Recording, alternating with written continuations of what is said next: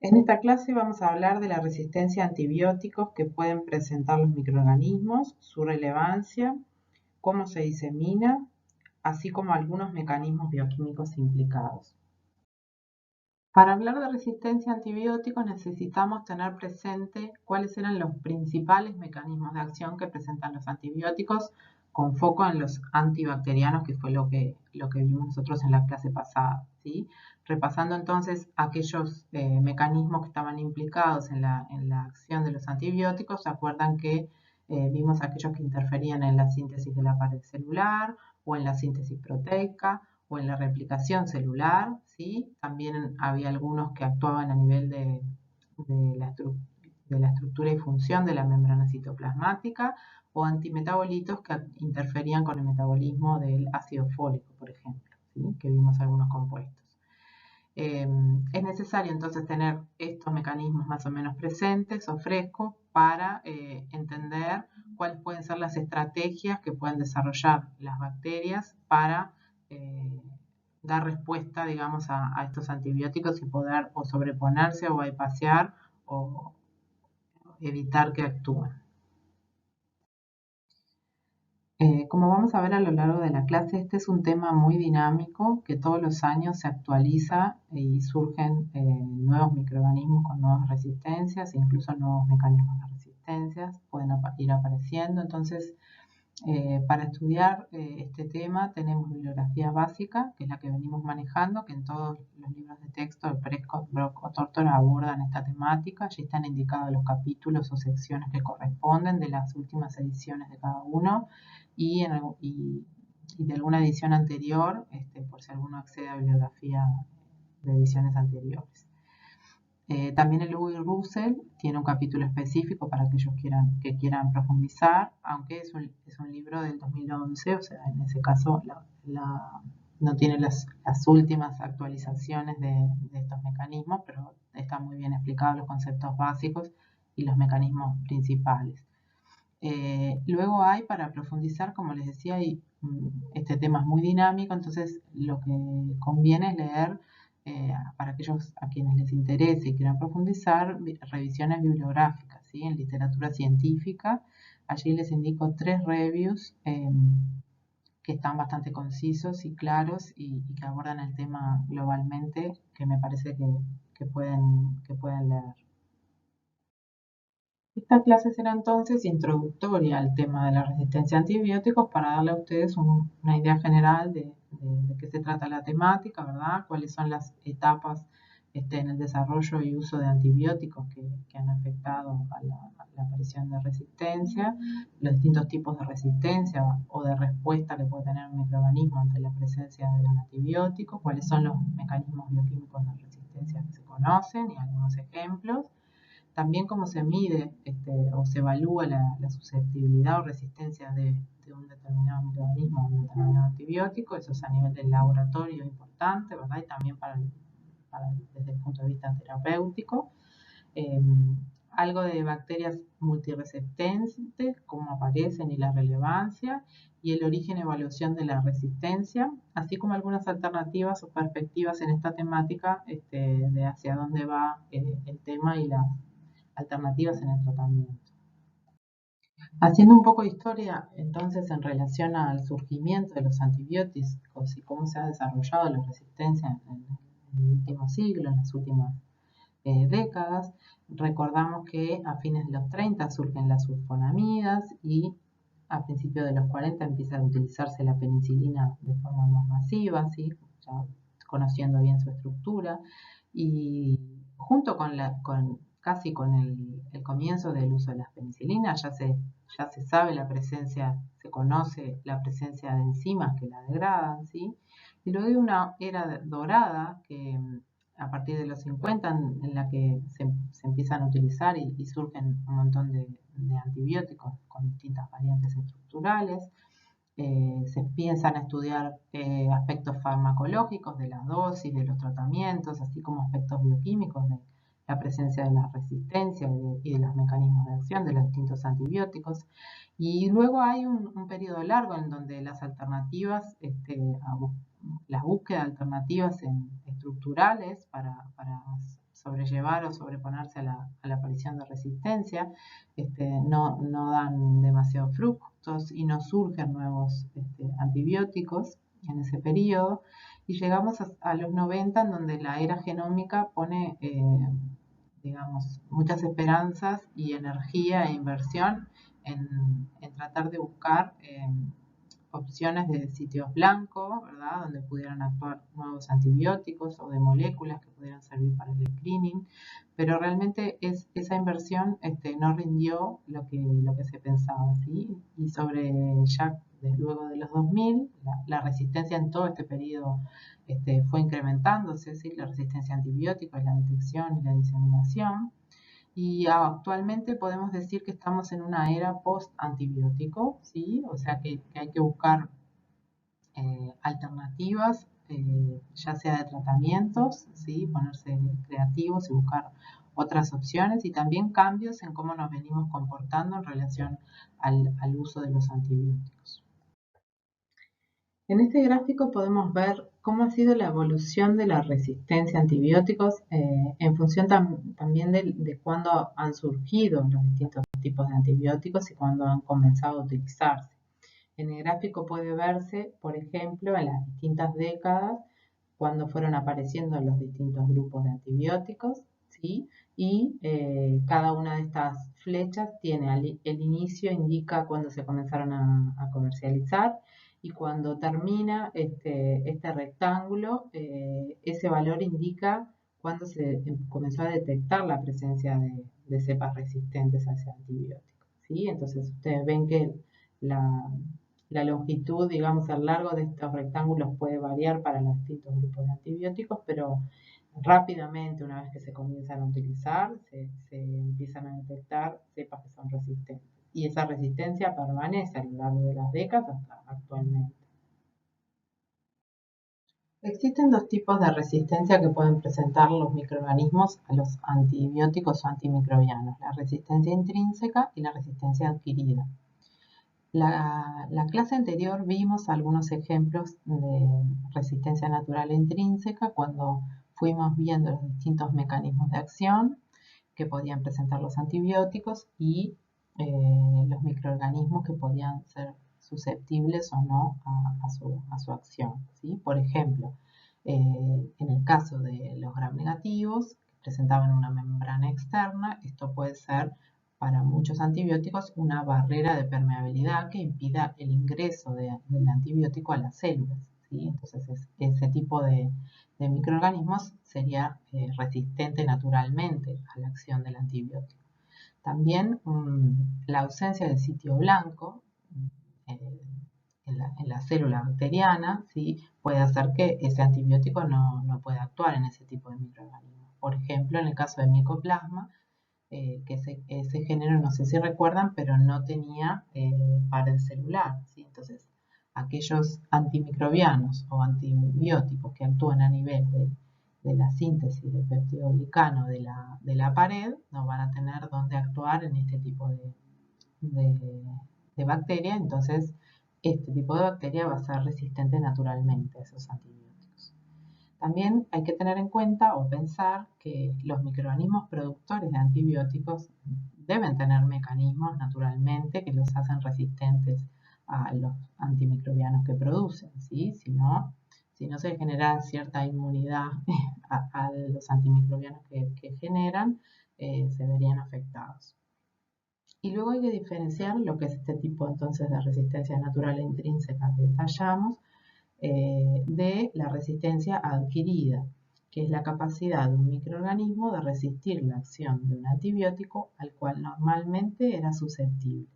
Esto quiere decir que el microorganismo cambia bruscamente su fenotipo, ¿sí?, y adquiere información genética que le permite justamente adquirir esta capacidad, ¿sí?, cambiar su estructura o la expresión de determinadas moléculas que permite que sea resistente a un antibiótico, siendo que antes era susceptible.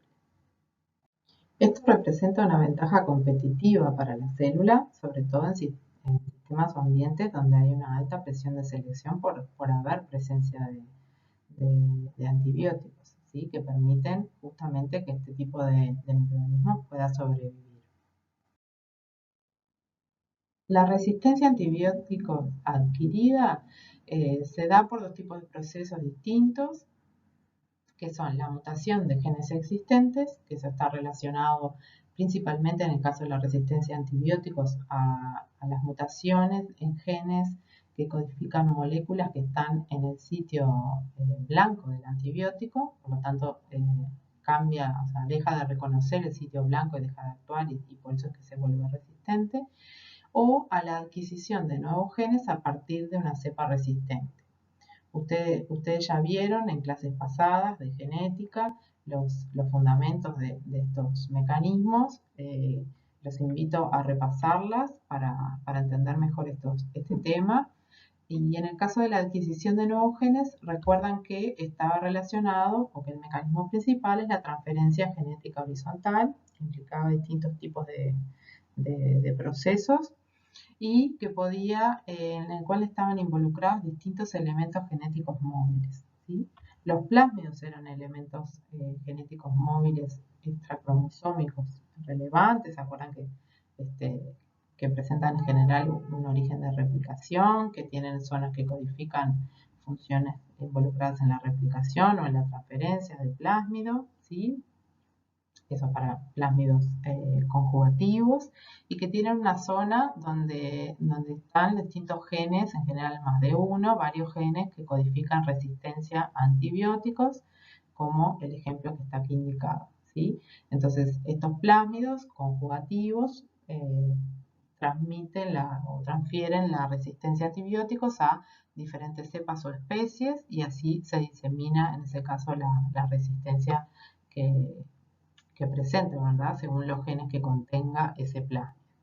También hay otros elementos involucrados, elementos genéticos móviles, como los transposones, que ustedes también ya vieron, que recuerden que están compuestos por secuencias de inserción que están en los extremos, y que en el medio tienen un gen que codifica una enzima, la transposasa, ¿sí? Que es la que permite justamente lograr la transposición.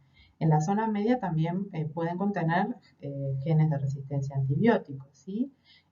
Estos transposones permiten entonces que los genes contenidos en ese transposón se puedan ir transfiriendo, como saltando de elemento genético a elemento genético, incluso al cromosoma, y se puede así diseminar, digamos, esta propiedad de resistencia. Esto se puede incluso complicar aún más porque los transposones pueden estar insertos dentro de plásmidos, por ejemplo, y transferirse por conjugación, por ejemplo. Tenemos otros elementos, por último, que vamos a mencionar, que son los integrones, que no son elementos genéticos móviles de por sí, pero que tienen la capacidad de poder capturar cassette de genes de resistencia, ¿sí? De forma secuencial, y se van acumulando en elementos de mayor tamaño, ¿sí? Los diferentes cassettes, así coleccionando, digamos, una gran cantidad de tipos de resistencia diferentes. Los integrones están formados, tienen un gen que codifica una integrasa, ¿sí? Este aquí, y un sitio ATTL, que es un sitio de unión, que a partir del cual se puede dar recombinación sitio específica, ¿sí? Con genes con cassette de genes de resistencia, que contengan genes de resistencia, y se van incorporando al integrón de forma secuencial, ¿sí? Y acumulando, generando esos elementos de mucho mayor tamaño, que luego pueden estar, estos integrones pueden estar a nivel de cromosoma, pero también en elementos móviles como plásmidos o transposones, y transferirse así por los distintos mecanismos de transferencia horizontal, principalmente de conjugación en este caso. Entonces, la diseminación de la resistencia implica principalmente o mayoritariamente procesos de transferencia horizontal de genes, que ustedes ya han visto en clases anteriores, ¿sí? En las clases de genética. Que involucran ya sea eventos de transformación, ¿sí? De adquisición de ADN que puede encontrarse libre, por las células o mediante conjugación, transferencia de información, por ejemplo, por intermedio de los plásmidos, o en el caso de la transducción, ¿sí? A través de infecciones virales, donde puede incorporarse material genético a las distintas células. Las bacterias pueden tener diferentes estrategias que son bastante generales y están aquí resumidas en esta figura para impedir la acción de los antibióticos, ¿sí? Mecanismos bioquímicos de resistencia a antibióticos. El primer mecanismo involucra disminuir el ingreso del antibiótico a la célula, o sea, lograr una menor captación, disminuir la permeabilidad de la célula al antibiótico. La segunda implica la degradación del antibiótico directamente, por ejemplo, por hidrólisis, lo que impide que luego quede en condiciones de poder actuar. Luego tenemos también otra estrategia que es modificar, una vez que ingresa el antibiótico a la célula, modificarlo, ¿sí? De manera que no pueda interaccionar con su sitio blanco. Y otra alternativa es modificar o alterar el sitio blanco directamente, ¿sí? Esto, por ejemplo, lo mencionamos un par de transparencias para atrás cuando hablamos de las mutaciones. Es un mecanismo que habitualmente ocurre por mutaciones puntuales que se puedan dar a nivel del sitio activo, del reconocimiento de ese sitio blanco del antibiótico. Y por último, la otra estrategia que puede presentar la célula es eliminar lo más posible el antibiótico. O sea, una vez que ingresa el antibiótico a la célula, sacarlo para afuera lo más rápido posible y en la mayor cantidad, ¿sí? O sea, si la tasa de eliminación del antibiótico es grande o se aumenta de alguna manera, la concentración, a pesar de que ingrese ese antibiótico a la célula, la concentración que voy a tener en el citoplasma va a ser baja y no va a comprometer las funciones celulares o la viabilidad de esa bacteria. El primero de los mecanismos que vamos a ver de resistencia a antibióticos es la alteración en la permeabilidad celular, o sea, disminuir el ingreso del antibiótico a la célula. Si repasamos cómo es que se incorporan compuestos hidrofílicos en bacterias gram negativas, vemos aquí en el esquema, vemos que acá está el citoplasma y la membrana citoplasmática, tenemos aquí la capa de peptidoglicano, una capa fina, y luego tenemos esa membrana externa que presentan los gram negativos tan característica.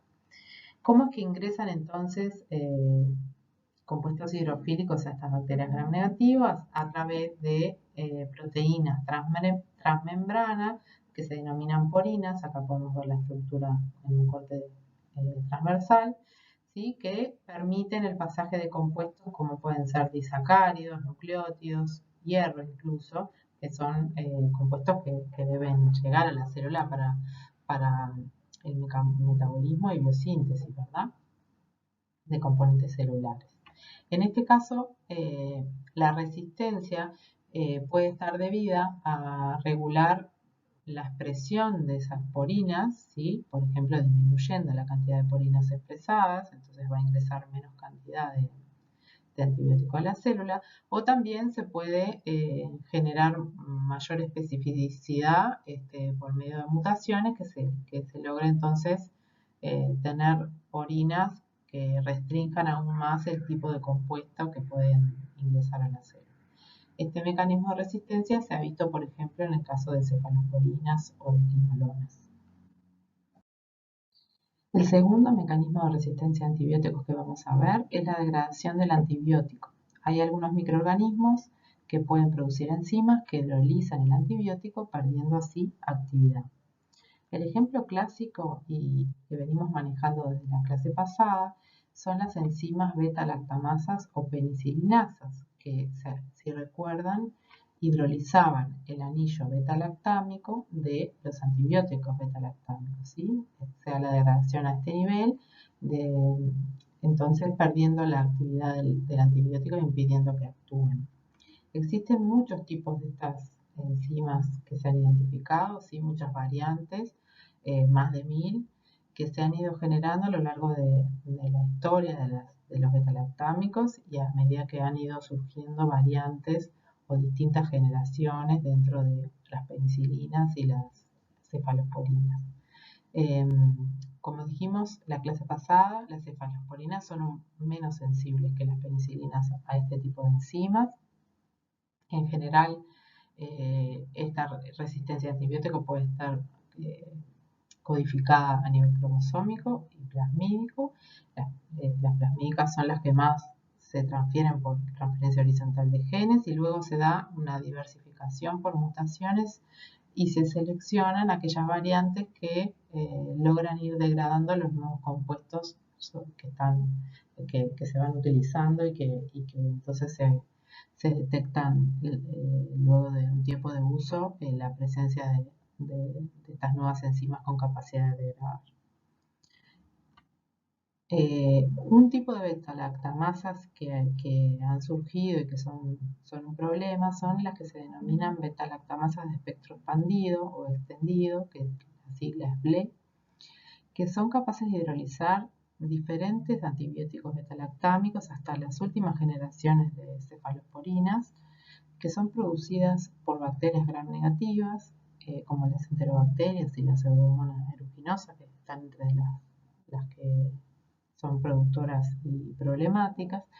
Esta resistencia a este tipo de enzimas está codificada en plásmidos y está asociada a otros genes de resistencia, por lo que en general aquellos microorganismos que presentan la capacidad de producir beta-lactamasas de espectro expandido son multiresistentes porque también están presentes otros tipos de resistencia y son por eso muy difíciles de tratar. En esos casos no se puede utilizar ni cefalosporinas ni penicilinas. Muchas veces se utilizan otros betalactámicos más nuevos que no vimos en clase, pero que son, por ejemplo, del tipo de carbapenems. Otro mecanismo de resistencia a antibióticos parecido al anterior son aquellos que presentan modificación del antibiótico. En este caso no se da la degradación, sino que se da la modificación química del compuesto antibiótico. Resistencia de este tipo se observa, por ejemplo, en el caso de los aminoglicósidos. Recuerdan que los aminoglicósidos eran antibióticos que interferían con la síntesis proteica. En este caso, si recuerdan la composición, la estructura química de los aminoglicósidos, como que tienen el ejemplo de la canamicina, pueden ver que presenta un montón de grupos oxidrilo y amino en su estructura. Estos grupos oxidrilo y amino son susceptibles de modificación química. En este caso se han reportado 3 tipos de enzimas que pueden actuar a este nivel, que es acetilando, por ejemplo, los grupos amino o agregando fosfatos en el caso de los grupos oxidrilo, por ejemplo. Este mecanismo de resistencia implica la adquisición de nuevas enzimas, ¿sí? Entonces está relacionado a la adquisición de genes por transferencia horizontal de genes, al igual que mencionamos en el caso de la mayoría de las beta-lactamasas. La alteración del sitio blanco donde actúan los antibióticos a nivel celular también es una estrategia relevante o mecanismo de resistencia que se da de manera bastante importante en diferentes grupos de antibióticos, como pueden ser los betalactámicos, quinolonas y macrólidos. En el caso de los betalactámicos, lo que pasa es, si recuerdan, el blanco de acción, en este caso, de estos tipos de antibióticos, eran la enzima transpeptidasa o penicillin binding proteins, que también se les llamaba, que estaban involucradas en generar el entrecruzamiento de las cadenas de peptidoglicano que eran necesarias cuando crecía la pared celular, ¿verdad? Y en este caso las modificaciones que sufren este tipo de enzimas disminuyen la afinidad de la enzima por el antibiótico. Un efecto similar pasa en el caso de los antibióticos quinolonas, como la ciprofloxacina o el ácido nalidíxico, que recuerdan que estaban involucrados en la inhibición de la replicación celular porque se unían de forma covalente a la adenosina-girasa, ¿sí? En este caso también la modificación que sufren implican una baja en la afinidad de la enzima por el antibiótico. Y el tercer caso, que es el caso de los macrólidos, que en este caso actuaban, recuerdan, a nivel de la síntesis proteica, como la eritromicina o la acitromicina.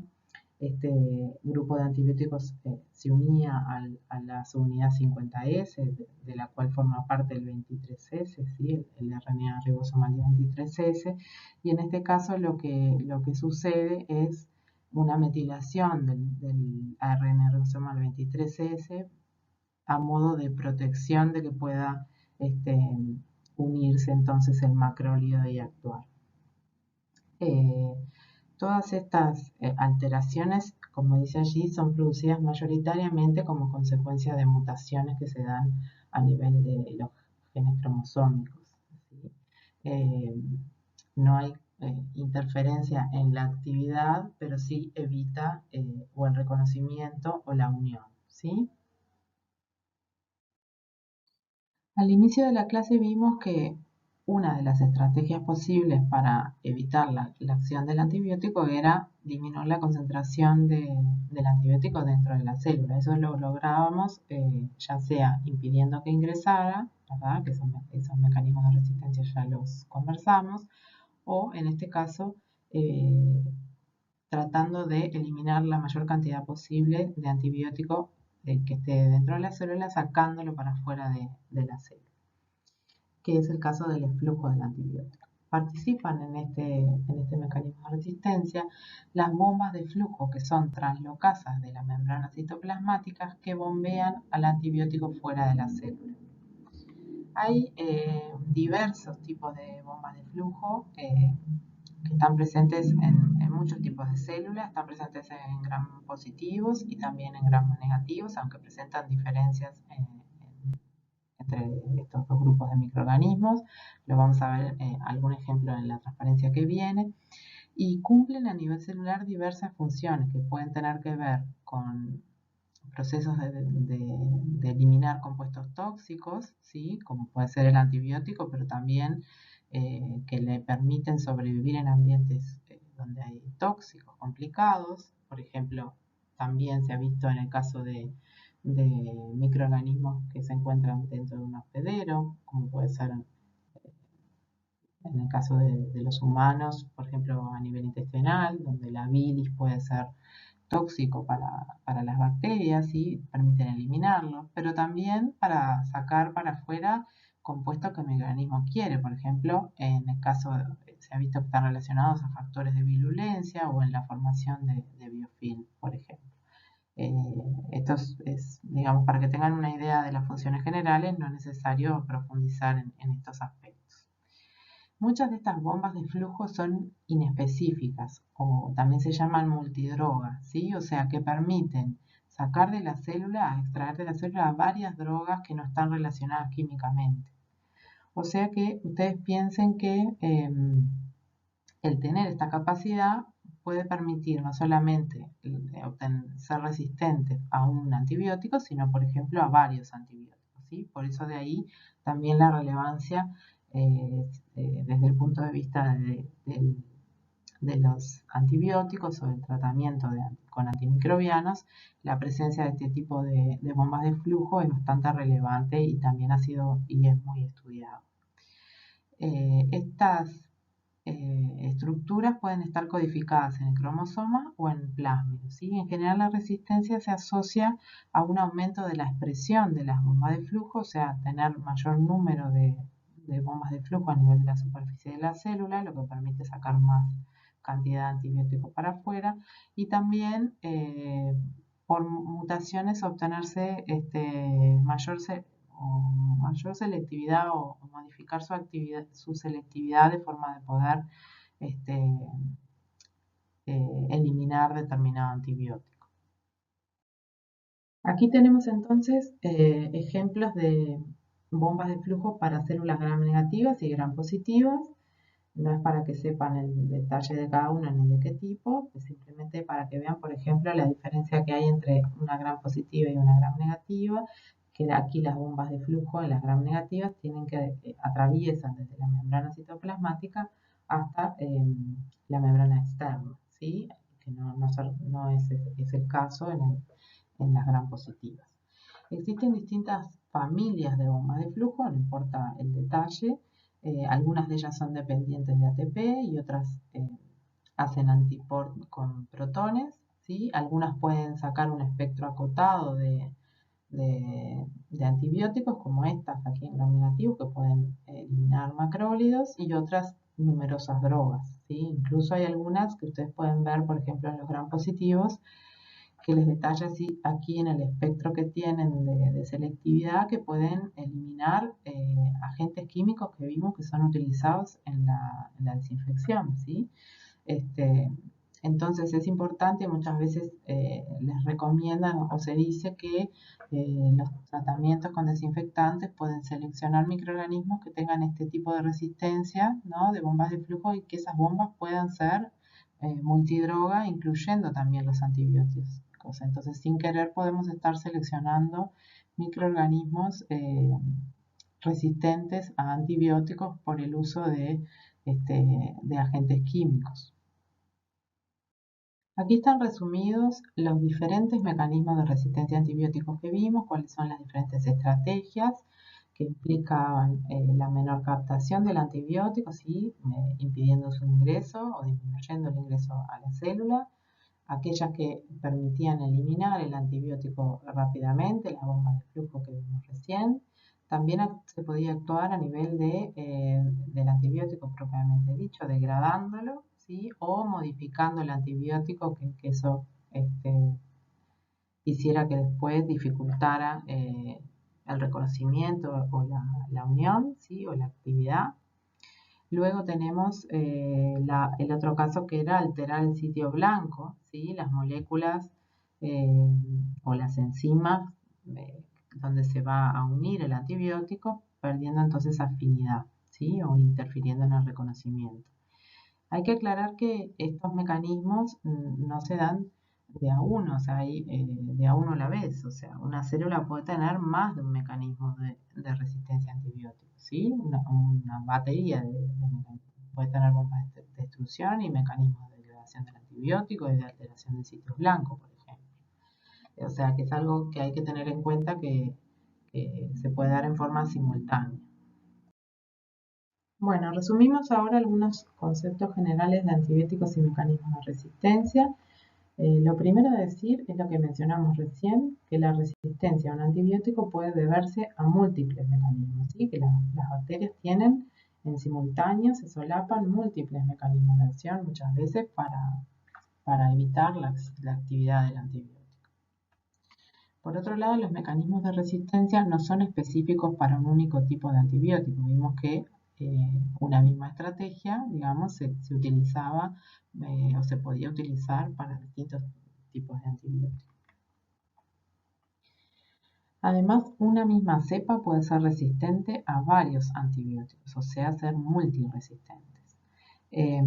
Esto lo podemos pensar o tener en cuenta dos aspectos bien distintos. Uno es la presencia de, como vimos recién, bombas de flujo multidroga, que la sola presencia o adquisición de esa capacidad permite a ese microorganismo ser resistente a varios antibióticos, ¿sí? Por otro lado, también pensar que los mecanismos que vimos de adquisición de genes, de resistencia, ¿sí? Que involucraban la transferencia horizontal de genes, implicaban distintos elementos genéticos móviles, que vimos que en general contenían genes de resistencia, más de un gen de resistencia, ¿sí? En general había varios. Muchos de esos elementos colectaban varios genes de resistencia, y eso hace que quien adquiere esa capacidad logre entonces contar con varios mecanismos en simultáneo. Por otro lado, hay que pensar sobre esto, que es que dos cepas de una misma especie pueden tener diferente sensibilidad o resistencia a un antibiótico. O sea, la resistencia a antibiótico no podemos asociarla con una especie bacteriana, por ejemplo. ¿Sí? No podemos decir Staphylococcus aureus es resistente a tal antibiótico. No, porque la resistencia es el resultado, la resistencia de un antibiótico es el resultado de como la trayectoria de esa cepa, ¿sí?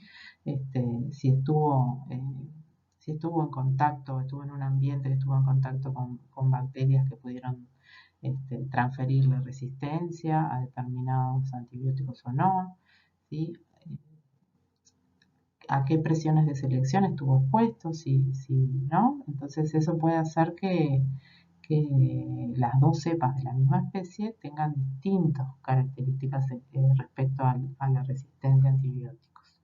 Por tanto, es siempre importante poder realizar la identificación y evaluación de la susceptibilidad a antibióticos en aislados clínicos, ¿sí? Cuando hay presencia de una infección, aunque hay lineamientos y recomendaciones generales que siguen los médicos en el tratamiento de las infecciones de los distintos tipos, ¿verdad? Que tienen en cuenta tanto las cepas que circulan en la comunidad como la zona, ¿verdad? O el lugar donde está ocurriendo la infección.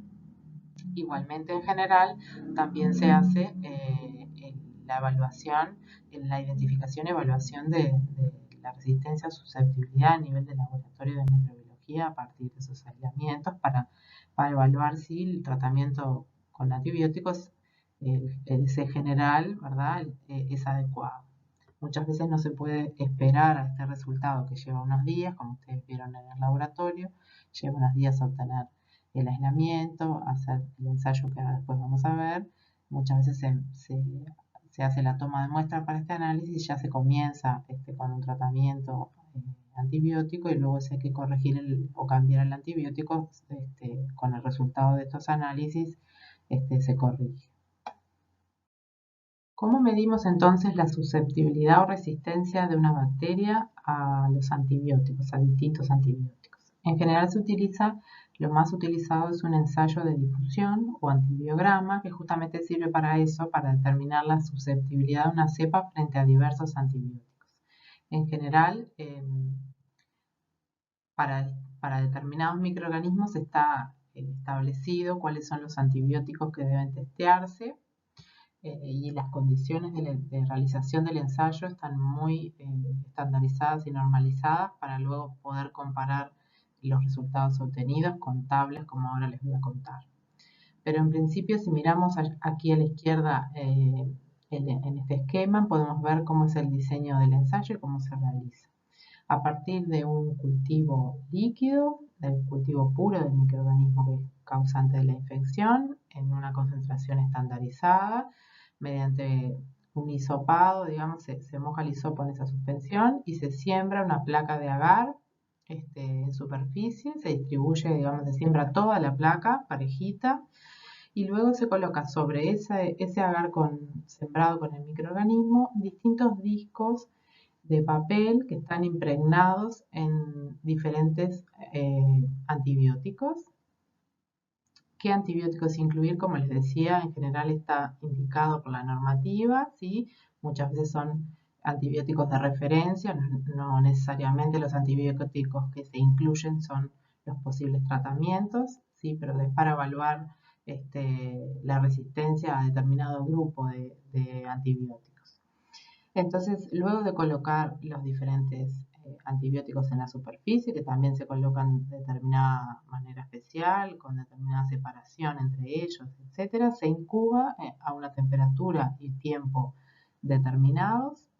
Y durante esa incubación lo que va a pasar es que el microorganismo que inoculamos en la superficie va a crecer de manera confluente en la placa, ¿sí? Vamos a ver toda la superficie crecida, y a su vez durante esa incubación también se da la difusión del antibiótico que estaba en el disco de papel, que va a ir difundiendo desde el papel hacia el medio de cultivo, ¿sí? Generando ese gradiente que hemos visto antes y hemos explicado cómo es que se genera.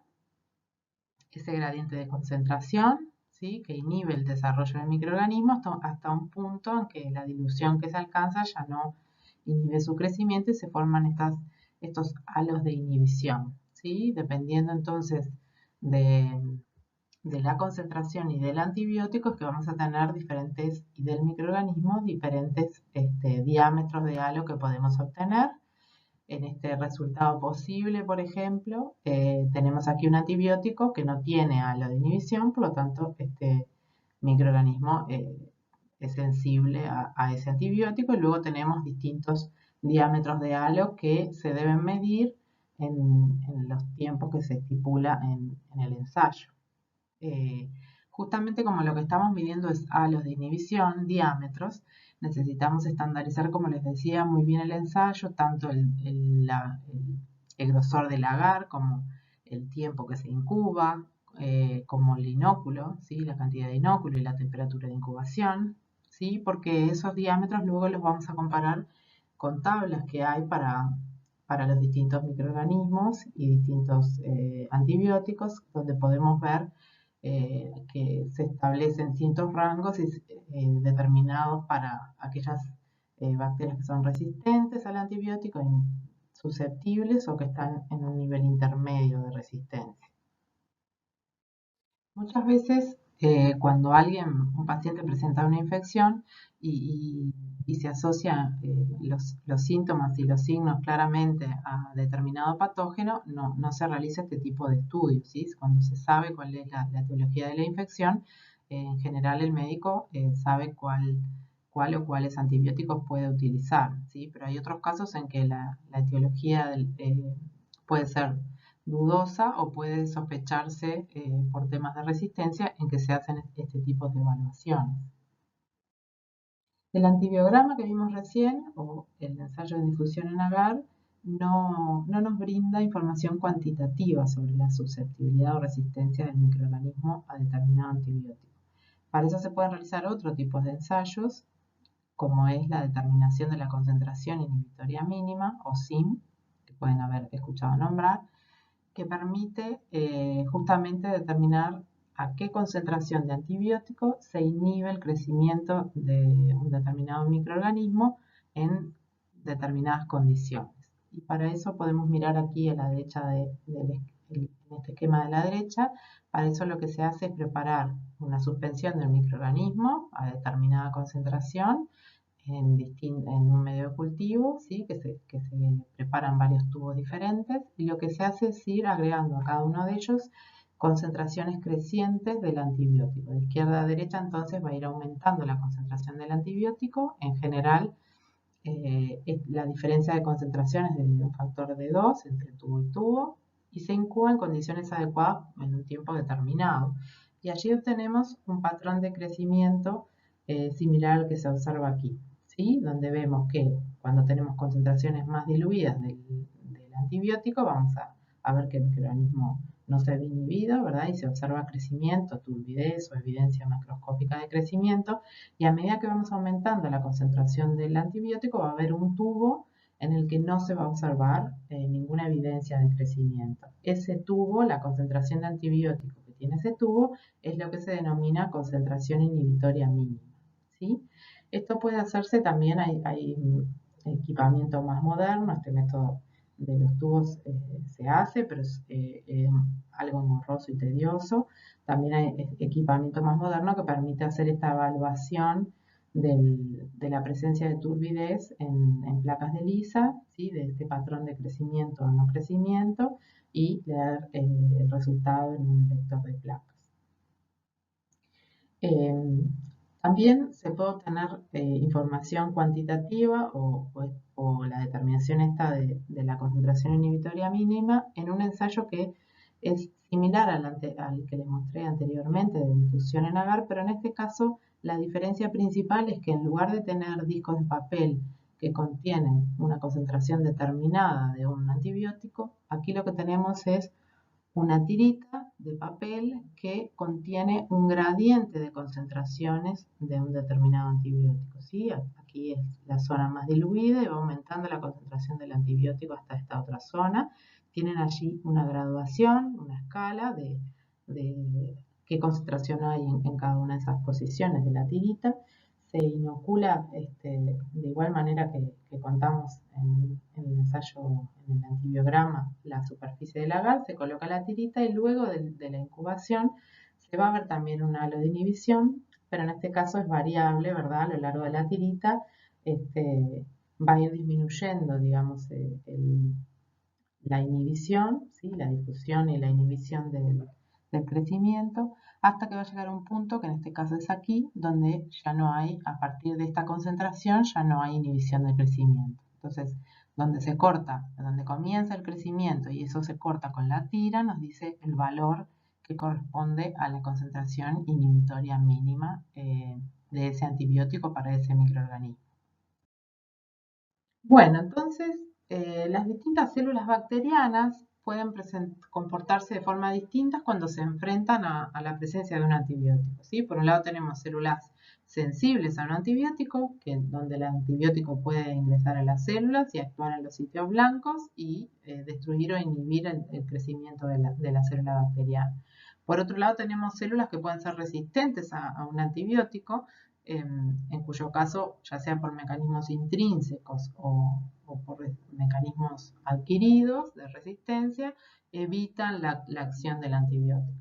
Pero por otro lado tenemos algunas células que me interesaba contarles esta situación, que se denominan persistentes frente a un antibiótico, ¿sí?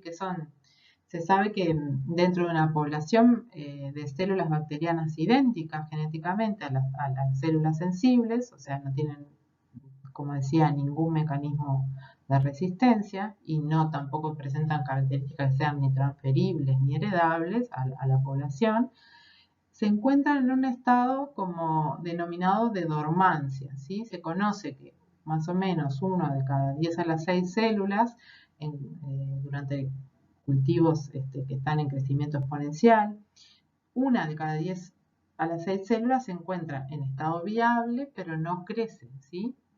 Este estado está regulado genéticamente. Ustedes pueden, aquellos que les interese o quieran profundizar, pueden leer las bases genéticas de esto en el blog, que está bien descrito. A nosotros no nos interesa profundizar en esto, ni mucho menos, sino que ustedes sepan de la existencia.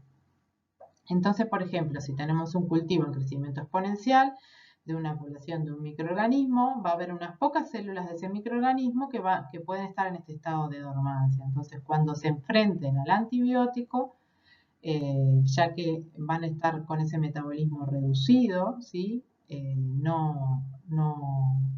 Los antibióticos no van a poder actuar. Recuerden que la mayoría de los antibióticos actúa sobre células que están creciendo activamente, ¿sí? Entonces van a morir el resto de las células, salvo esas que están en ese estado persistente, ¿sí?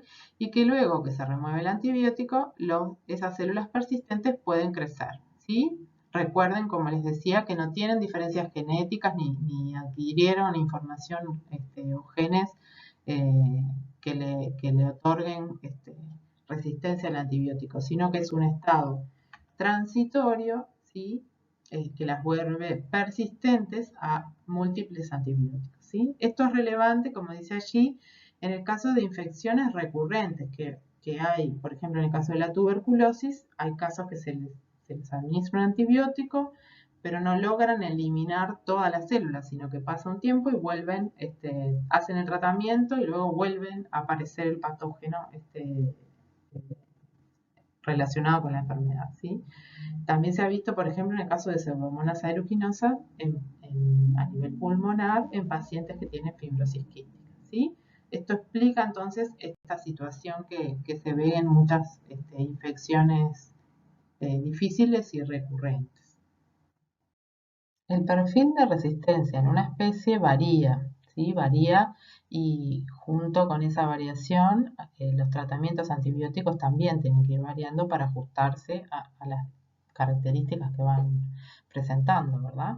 En este caso vamos a ver Staphylococcus aureus, que es un coco gram positivo que ustedes vieron en el práctico, que está presente en flora normal de piel y tracto respiratorio alto. Gran proporción de la población es portadora asintomático sano, presenta Staphylococcus aureus a nivel de la nariz, por ejemplo. Muchas veces es algo que se evalúa en aquellos que manipulan alimentos. Y ha desarrollado a lo largo de los años resistencia, ¿sí? Esta especie inicialmente se utilizaba penicilina para su tratamiento, pero luego de un tiempo surgió resistencia por beta-lactamasa. ¿Se acuerdan que las beta-lactamasas hidrolizaban en el anillo beta-lactámico? Y luego se pasó entonces a otros beta-lactámicos como las penicilinas semisintéticas y cefalosporinas, surgiendo luego cepas de Staphylococcus aureus meticilina resistentes, que se acuerdan era una de las penicilinas semisintéticas que justamente eran resistentes a las beta-lactamasas, pero bueno, surge la sigla MRSA por eso mismo, y entonces es necesario pasar a utilizar otra serie de antibióticos como las tetraciclinas, aminoglicósidos, cefalosporinas de última generación y vancomicina, y surgen ahora, por último, las cepas de Staphylococcus aureus multidroga resistente, que mantiene la misma sigla, pero la M viene de multidroga, y también cepas que son resistentes a la vancomicina, que está en rojo porque es de los antibióticos que se utilizan en el último recurso, es de aquellos que se preservan para cuando no hay otro antibiótico que sea, que sea útil, ¿sí? O sea, fíjense cómo va avanzando y va cambiando y se van adaptando los tratamientos de acuerdo a la resistencia. Ahora estamos con esos signos de interrogación viendo cómo superamos esta aparición de resistencia que va creciendo. Aquí tenemos otro ejemplo de cómo cambia el perfil de resistencia de una cepa, en este caso de Neisseria gonorrea, que es el agente etiológico de la gonorrea. Aquí podemos ver que son cocos gram negativos, que en general se encuentran de a 2, ¿sí? Se observa en el microscopio como diplococos, y podemos ver aquí entonces en este gráfico desde el año 1975 hasta la actualidad cómo ha ido variando el porcentaje de cepas resistentes de esta especie a los distintos antibióticos que se han ido recomendando. ¿Sí? Inicialmente era la penicilina el antibiótico recomendado, pero fueron aumentando a lo largo de los años la proporción de cepas resistentes y hubo que recomendar otro antibiótico, pasarnos a la ciprofloxacina, ¿sí? Y lo mismo a lo largo de los años va aumentando el porcentaje de cepas resistentes que se van detectando, entonces nuevamente se sugiere un cambio en el tratamiento, en este caso utilizando ceftriaxona, ¿sí? Y actualmente estamos en una situación que se recomienda el uso combinado de 2 antibióticos para poder tratar la infección. El Centro para el Control de Enfermedades de Estados Unidos realiza monitoreo continuo de la situación respecto a las infecciones debidas a patógenos resistentes y al surgimiento de nuevas resistencias y va haciendo informes periódicos que alertan sobre cuáles son los focos de atención que hay que atender respecto a los patógenos multiresistentes o con resistencias a antibióticos complicadas, ¿sí? Por ejemplo, ordena en general a los distintos patógenos o situaciones que hay que atender en varias categorías: las amenazas urgentes, que corresponden al color rojo, que son estos microorganismos, en este informe del 2019, estos microorganismos que están aquí, ¿sí? Luego lo siguen en la lista amenazas serias, y hay otra serie de microorganismos con determinada característica de resistencia. Luego amenazas preocupantes, y luego hay una lista que hay que vigilar de microorganismos que también hay que ver si hay cambios en general en las distintas listas, así como vimos que el perfil de las especies va cambiando, también entonces eso se refleja en este tipo de vigilancia que realiza el CDC. Está allí indicado el link para este informe del 2019, que más allá de estos patógenos particulares, que no es el objetivo de este curso, que ustedes ahonden en esto, simplemente era para mostrarle que es algo que de verdad es preocupante y se monitorea a nivel mundial. Tienen ahí información relevante de la resistencia a antibióticos, de los distintos antibióticos, que les puede servir o les puede interesar a aquellos que quieran conocer más de esta temática. Vamos a ver ahora entonces cómo se da la diseminación de la resistencia que aumenta con el uso y el abuso de los antibióticos. Para eso tenemos que hablar de la presión de selección que ejerce el antibiótico en una comunidad microbiana, por ejemplo, como la representada aquí, donde se ven distintos tipos de células con distintos colores y distintas formas, que están sometidos a la presencia, por ejemplo, un tratamiento con antibióticos, ¿sí? Allí lo que pasa es que las bacterias que eran sensibles al antibiótico se van a eliminar y van a seleccionarse, ¿sí?, aquellas poblaciones o células que son resistentes al antibiótico.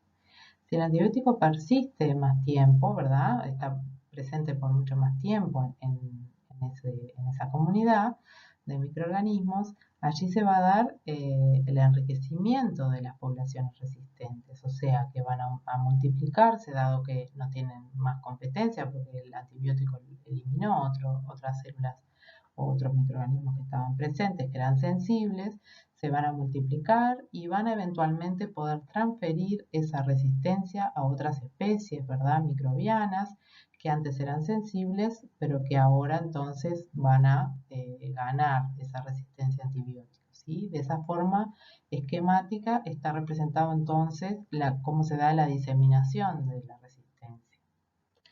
Eh, la exposición a los antibióticos es entonces la fuerza de selección que ayuda a mantener la resistencia en la población bacteriana. Se ha visto que concentraciones muy bajas, subletales, de antibióticos, del orden de menores al 1% de la concentración inhibitoria mínima, por ejemplo, de un antibiótico, alcanzan para que los genes de resistencia persistan en una comunidad de microorganismos, ¿sí?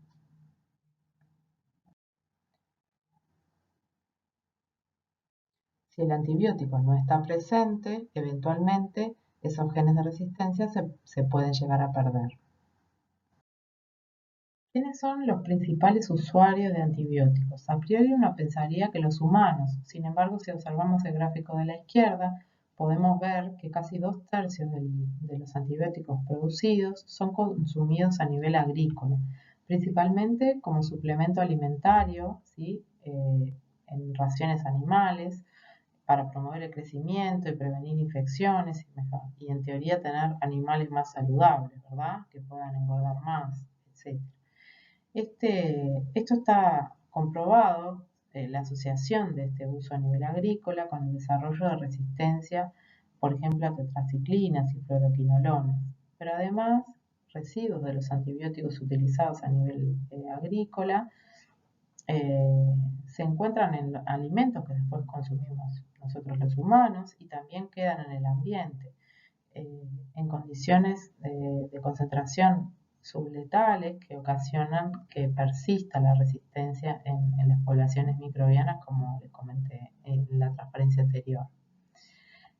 Aquí a la derecha podemos ver cuáles son los principales grupos de antibióticos utilizados, ¿sí? Casi 2/3 corresponden a antibióticos betalactámicos, entre las penicilinas, que son las más utilizadas, y las cefaloporinas, seguidos por los macrólidos, quinolonas y otros. Actualmente en Estados Unidos y en otras partes del mundo se ha prohibido el uso de algunos antibióticos, o de todos en algunos casos, o de algunos de uso, por lo menos los que tienen uso en humanos, para nivel agrícola, ¿sí?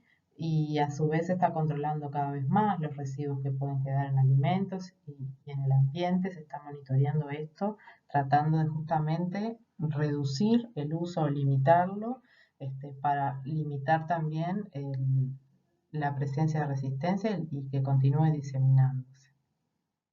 A su vez, también hay otras estrategias que se pueden usar, que algunos en Estados Unidos están usando, es sustituir el uso de antibióticos en raciones de animales por ejemplo, aceites esenciales que mencionamos en la clase pasada en antibióticos como un dato curioso. Bueno, por ejemplo, el Carbacrol, que era un aceite esencial que provenía del orégano, se está utilizando como como antibiótico o antimicrobiano en este tipo de raciones, tratando de buscar el mismo efecto con compuestos que no generen resistencia.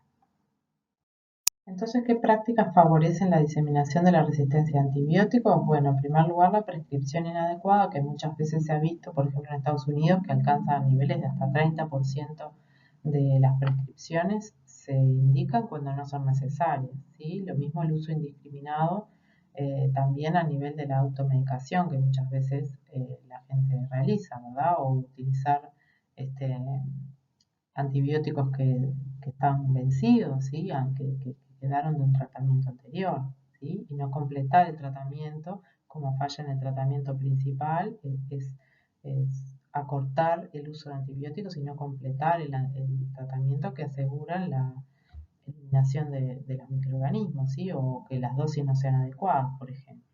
También en el caso de los ambientes hospitalarios, los tratamientos prolongados justamente seleccionan las poblaciones resistentes, ¿verdad? El uso entonces de antibióticos en la producción animal o en la acuicultura, agricultura, que generan residuos, como decíamos, en alimentos y contaminación ambiental, todo eso ejerce una presión selectiva que permite que se seleccione y disemine la resistencia. Aquí vemos entonces cómo es que se da la circulación de antibióticos y diseminación de la resistencia en el ambiente. Como verán, es bastante complejo, como se ve en esta figura. Aquí podemos ver las potenciales rutas de transmisión de bacterias resistentes a antibióticos y donde se administran o se pueden utilizar antibióticos a distintos niveles, ¿sí? Por ejemplo, a nivel de nosotros los humanos, las personas, ¿verdad? Que estamos en tratamiento en nuestros hogares, también aquellos pacientes que están ingresados en hospitales o, como dijimos recién, en agricultura o en animales, ¿verdad? Del sistema agrícola o también en animales domésticos, ¿sí? O en criaderos, por ejemplo, de peces, que también se utilizan antibióticos. En todos esos casos, las aguas residuales que van de los hospitales o de origen doméstico terminan finalmente en algún curso de agua, ¿verdad? Eh, eso puede ser una fuente de diseminación y también en el caso de las heces de los residuos, ¿verdad? Sólidos de los animales que pueden muchas veces utilizarse como abono en granjas, ¿verdad? Para crecimiento de plantas que después se consumen por nosotros los humanos. Eh, y también puede haber obviamente rutas de transmisión de bacterias resistentes a antibióticos entre las propias personas o entre animales de granja. En fin, vieron que es bastante complejo e intrincado y también el transporte hace que ya sean animales o ya sean personas puedan trasladar de una región a otra del mundo bacterias resistentes a antibióticos. Entonces podemos cuestionarnos qué apareció primero, si los antibióticos o la resistencia a antibióticos, o sea, si la resistencia a antibióticos fue como en respuesta a la presencia de antibióticos o desencadenada por la presencia de antibióticos o si ya estaba presente en la naturaleza con anterioridad. Hay estudios que muestran evidencia de presencia de genes de resistencia en ADN, por ejemplo, de permafrost canadiense, que son suelos que se encuentran de forma permanente congelados que nunca se descongelan y que tienen 30.000 años de edad, y en sedimentos marinos de 10.000 años de edad. O sea que la resistencia a antibióticos es muy antigua en la naturaleza. Se encontraron elementos de resistencia que se dice que eran abundantes en ambientes prístinos, ¿sí? Pero raros en bacterias patógenas. La diversidad genética y funcional de genes de resistencia que se conoce refleja los miles de años de evolución de los microorganismos en contacto estrecho con moléculas tóxicas de muchos orígenes, ¿sí? Por eso se cree que por eso es que existen, ¿verdad? Como manera de defenderse de la presencia de metales, compuestos orgánicos de origen microbiano, o vegetales o animales. Solo para darles un ejemplo, que no pretendo que ustedes recuerden, sino más bien que se lo queden como un ejemplo, de cómo la diversidad y frecuencia de elementos de resistencia en bacterias de ambientes prístinos excede lo que se encuentra habitualmente en los patógenos a nivel clínico, ¿sí? O sea, la diversidad de mecanismos de resistencia o variantes en el ambiente es mucho mayor que las que realmente después se transfieren hasta el momento y se detectan a nivel clínico. Por ejemplo, en el caso del antibiótico rifampicina, que esta es la fórmula que presenta, bastante complejo, a nivel clínico, el mecanismo de resistencia que se ha visto es la modificación de la molécula de antibiótico por ribosilación a este nivel, ¿sí? Y ninguna otra. Sin embargo, en la naturaleza se han encontrado otras eh, modificaciones que se le hacen a la molécula de rifampicina, como es la glicosilación, fosforilación o descomposición, ¿sí? Y esas capacidades, esas alternativas de mecanismo de resistencia no fueran aún y esperemos no lleguen a transferirse a nivel clínico, ¿sí? O sea que no todos los genes de resistencia que están en la naturaleza son exitosamente movilizados desde el ambiente hacia los patógenos. Podemos pensar en diferentes ambientes o ecosistemas con diferente grado de impacto de actividades humanas y por tanto con diferentes grados de exposición a antibióticos asociados a esas actividades humanas, ¿sí? Ya sea en el uso humano o actividades eh, que se realicen en el marco de la civilización, digamos. En primer término tenemos entonces en un extremo lo que serían ambientes o ecosistemas prístinos, naturales, donde no hay exposición a antibióticos, hay poca presencia de patógenos y una vasta diversidad genética de mecanismos de resistencia, como vimos en los ejemplos anteriores.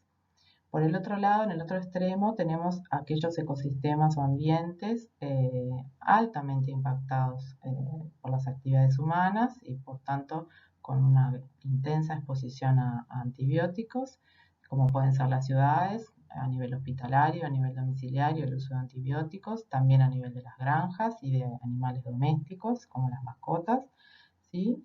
Donde tenemos una alta proporción de patógenos humanos y animales. Y luego tenemos ambientes o ecosistemas intermedios donde confluyen microorganismos no patógenos ambientales, ¿sí? Que vienen de ecosistemas prístinos o ambientales y microorganismos que provienen de ecosistemas altamente impactados, ¿sí? Patógenos, y que confluyen, por ejemplo, en sistemas de tratamiento de aguas residuales, ¿sí? Donde van los residuos domiciliarios, que pueden ir allí patógenos, y también residuos, ¿verdad? De los antibióticos utilizados. Entonces, en las plantas de tratamiento de aguas residuales, por ejemplo, se dice que son puntos calientes o hotspots donde se da la transferencia, ¿verdad? Y la adquisición de mecanismos de resistencia y el intercambio porque confluyen esos microorganismos patógenos con microorganismos ambientales no patogénicos y están presentes concentraciones bajas de antibióticos que permiten justamente seleccionar las poblaciones que pueden resistir a esos antibióticos. Se define entonces el término resistoma como la colección de todos los genes de resistencia a antibióticos y sus precursores que están presentes tanto en bacterias patógenas y no patógenas, ¿sí? Entonces, el resistoma sería el reservorio de resistencia que está presente digamos, en la naturaleza, que contiene a todos los genes que se conocen y que mediante el uso indiscriminado de antibióticos se da la selección y movilización de elementos de resistencia hacia patógenos humanos, ¿sí? A partir de estos ambientes, siendo el suelo de los principales eh, el reservorio, digamos, mayor de genes de resistencia, dada la densidad de microorganismos, ¿verdad? Que conviven allí, que propicia el intercambio genético. A modo de resumen, repasando lo que vimos sobre el origen y evolución de la resistencia, tenemos este esquema general que globaliza los distintos aspectos que hemos visto, ¿sí? En primer lugar, vimos que la exposición durante miles de millones de años a presencia de diferentes tipos de compuestos tóxicos, incluidos los antibióticos, ha generado un pool de resistencia, de genes de resistencia a antibióticos, ¿sí? Denominado resistoma, ¿sí? En la naturaleza, que es habitual que esté, ¿sí? Una gran diversidad genética en este aspecto. El uso de antibióticos ha generado una presión de selección, ¿sí? O sea, ha logrado seleccionar poblaciones de microorganismos que presentan resistencia a esos antibióticos que se están utilizando, amplificando, diversificando esta resistencia y logrando diseminarla a otros microorganismos, ¿sí? Por mecanismos de resistencia adquirida, como vimos, como las mutaciones, pero principalmente por transferencia horizontal de genes, ¿sí? Esto llega entonces a generar y se ve el surgimiento de patógenos humanos resistentes, ¿sí? Incluso multiresistentes a diversos antibióticos que generan un problema grave de salud pública porque son realmente cada vez más difíciles de tratar a nivel clínico, ¿sí? O sea, la resistencia a antibióticos ocurre naturalmente y lo que ocasiona el uso masivo de antibióticos es la aceleración de este proceso. Se sugieren entonces algunas estrategias recomendadas para controlar la emergencia de resistencia a antibióticos, o sea, algunas buenas prácticas en el uso de antibióticos. La primera de ellas es utilizar concentraciones de antibióticos suficientemente altas para destruir las bacterias susceptibles, ¿verdad? Durante un tratamiento, respetar las dosis que se indican, usar antibióticos que están vigentes, no vencidos, lo cual permite destruir el microorganismo porque de otra manera podríamos tener concentraciones subletales que fomentaran la selección de poblaciones resistentes. Por otro lado, también una sugerencia es combinar dos o más, o una estrategia es combinar dos o más antibióticos en el tratamiento de algunas eh, infecciones como la tuberculosis y la malaria. Es más difícil que una cepa presente o se genere resistencia a más de uno de estos antibióticos, ¿sí? Entonces, muchas veces eso resulta efectivo en el tratamiento. Luego, evitar el uso indiscriminado de antibióticos de amplio espectro, ¿sí? Siempre es mejor poder utilizar un antibiótico específico para el tipo de microorganismo que está causando la infección. No siempre uno conoce cuál es el agente etiológico, pero siempre que es posible utilizar un antibiótico de espectro reducido para afectar lo mínimo posible a los microorganismos que no están interviniendo en la infección y que forman parte de la flora normal que tenemos, ¿verdad? A nivel, por ejemplo, del tracto gastrointestinal o el aparato reproductivo, ¿sí? o la piel. Luego también entonces en relación a esto se vuelve muy importante el rol de los microbiólogos en la identificación de patógenos y la evaluación de sensibilidad a antibióticos y selección del antibiótico apropiado, ¿verdad? Específico, ¿sí? Y también hay estrategias que se están ensayando de administración de antibióticos más algunos inhibidores de la resistencia, por ejemplo, inhibidores de bombas de flujo, lo que permitiría bypassear este mecanismo de resistencia en ese caso. Otra alternativa que se utiliza o se está explorando como estrategia para controlar la emergencia de resistencia a antibióticos es la terapia con bacteriófagos, ¿sí? Que si recuerdas son virus que infectan específicamente bacterias, ¿sí? Estas terapias con bacteriófagos hace más de 50 años que se vienen utilizando en países como Rusia, Polonia o Georgia, ¿sí? Tanto por vía oral para algunas gastroenteritis o para infecciones a nivel de piel, en apósitos embebidos con suspensiones de bacteriófagos, para el tratamiento de infecciones por Staphylococcus aureus, por ejemplo. Pero hay un montón de empresas que están trabajando actualmente. Aquí en este artículo está resumido, muy lindo por si quieren profundizar en el tema. Hay muchas empresas que están trabajando actualmente en el desarrollo de estas terapias con fagos para distintos tipos de afecciones, ¿sí? O desbalances del microbioma humano o infecciones, por ejemplo, de infecciones urinarias, ¿sí? Por lo tanto, es algo a considerar en los posibles tratamientos a futuro que puedan, digamos, globalizarse su uso. También obviamente se buscan todo el tiempo nuevos antibióticos, como fuimos viendo a lo largo de estas clases, hay distintas generaciones de los distintos antibióticos que van surgiendo, ¿verdad? Nuevas modificaciones estructurales a antibióticos ya conocidos, por ejemplo, dentro de las generaciones de algunos grupos de antibióticos que permiten sobrellevar o bypassear la resistencia a antibióticos que va surgiendo.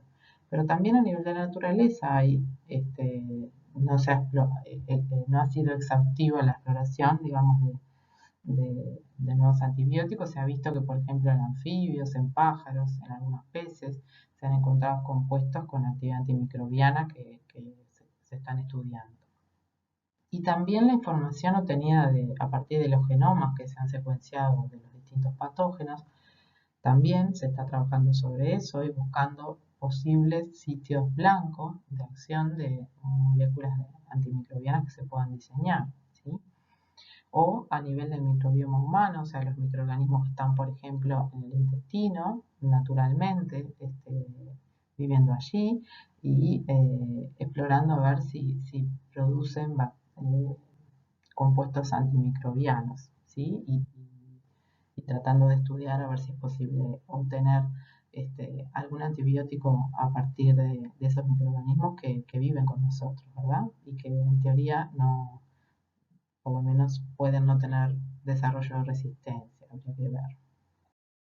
Por último, les dejo aquí un material de la Organización Mundial de la Salud que explica algunos aspectos de la problemática de la resistencia a antibióticos, hace algunas aclaraciones relevantes y también nos dice cómo podemos cada uno de nosotros contribuir a reducir la resistencia a antibióticos.